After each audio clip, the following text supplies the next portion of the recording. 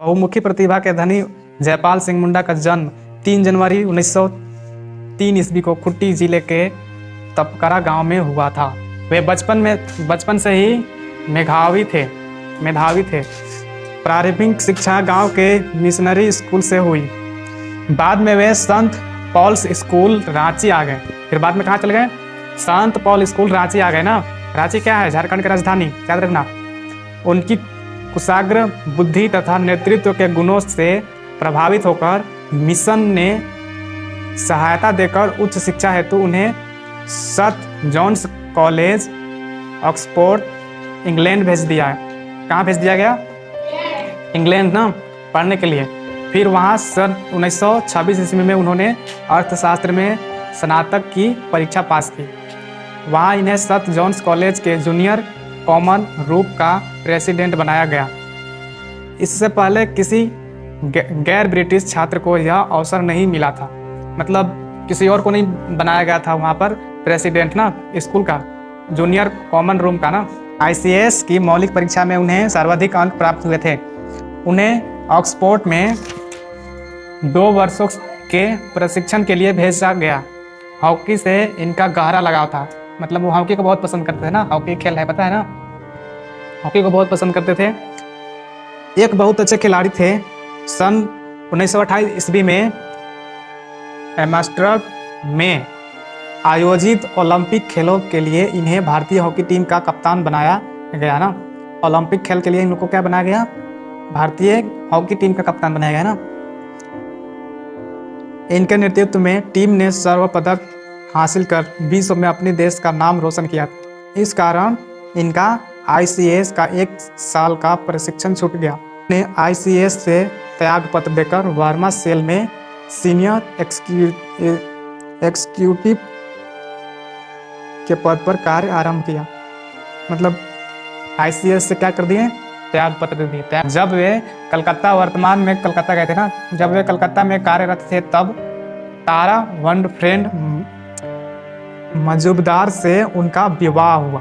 तारा वनफ्रेंड नाम था ना, मजुमदार से उनका विवाह हुआ। सन 1937 में वे प्रिंस ऑफ वेल्स कॉलेज अचीमोटा घाना में कॉमर्स टीचर के रूप में नियुक्त हुए। मतलब वो प्रिंस ऑफ वेल्स कॉलेज में ना कौन टीचर के रूप में हुए? कॉमर्स के टीचर के रूप में वह पढ़ाने लगे ना। सन 1938 ईस्वी में राजकुमार कॉलेज रायपुर के वाइस प्रिंसिपल बनाए गए। 1938 में क्या? राजकुमार कॉलेज का रायपुर के वाइस प्रिंसिपल बनाया गया ना। प्रिंसिपल बन गए कितना में? 1938 में। मगर इस जगहों पर कार्य करने के दौरान भी आदिवासी समुदाय की दयनीय स्थिति उन्हें विचलित करती रही। मतलब उस जगह पर भी काम करते समय वो पहले कहाँ थे? वो जंगल में रहते थे ना, गांव घर में रहते थे। पता है गांव घर में कितना गरीबी रहता है, कितना दुख दर्द रहता है, पता है ना, पता है। तो बाहर जब शहर में जब पढ़ा रहे थे तब भी यही सोच रहे थे ना कि हमें कुछ करना चाहिए गांव के लिए, गांव के लोगों के लिए ना, वो सोच रहे थे। ठीक है, यही कारण था कि सन 1938 ईस्वी में उन्होंने आदिवासी महासभा का गठन किया। उनका उद्देश्य आदिवासियों के लिए एक अलग झारखंड राज्य की स्थापना था। मतलब उनका उद्देश्य था कि एक अलग आदिवासियों के लिए एक अलग झारखंड राज्य की स्थापना था। आदिवासी कल्याण के लिए उन्हें प्रयासों से प्रभावित होकर यहाँ के आदिवासी समुदाय के लोग उन्हें मरांग गोमके के नाम से पुकारने लगे। मतलब आदिवासी उन्हें किस नाम से बुलाते थे? मरांग गोमके ना, जिसका अर्थ होता है महान पुरुष या फिर महापुरुष। इस प्रकार जयपाल सिंह मुंडा का इस क्षेत्र के महान नेता बन गए थे। तो महापुरुष थे ना, और जयपाल सिंह मुंडा को उस क्षेत्र में लोग क्या कहते थे? महान नेता कहते थे ना। श्री मुंडा सन 1946 ईस्वी में भारतीय संविधान सभा के सदस्य चुने गए। मतलब जयपाल सिंह मुंडा जो थे वो भारतीय संविधान सभा के सदस्य 1946 ईस्वी में चुने गए थे ना। वहाँ उन्होंने आदिवासियों के हितों के लिए आवाज़ उठाए। वहाँ पर उस संविधान सभा में क्या किए? आदिवासियों के लिए आवाज़ उठाए थे ना।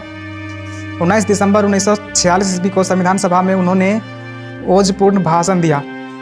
कब उन्होंने भाषण दिया? 19 दिसंबर 1946 ईस्वी को संविधान सभा में उन्होंने ओजपूर्ण भाषण दिया ना।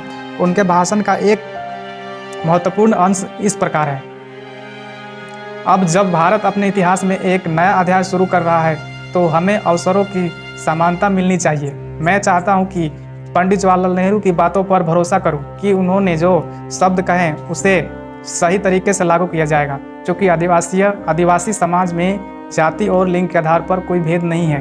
अतः उन्हें प्रजातंत्र की सीख नहीं दी जा सकती, बल्कि प्रजातंत्र उन्हें सिखा जा सकता है। इस भाषण के परिणाम स्वरूप आदिवासी समूहों को संविधान में अनुसूचित जनजाति का दर्जा दिया गया।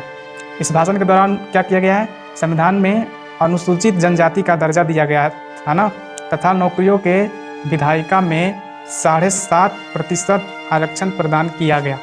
इसके लिए आदिवासियों के लिए ना, मरंगा गोम के जयपाल सिंह मुंडा ने 20 मार्च 1970 ईस्वी को दिल्ली में सदा के लिए हमारा साथ छोड़ दिया।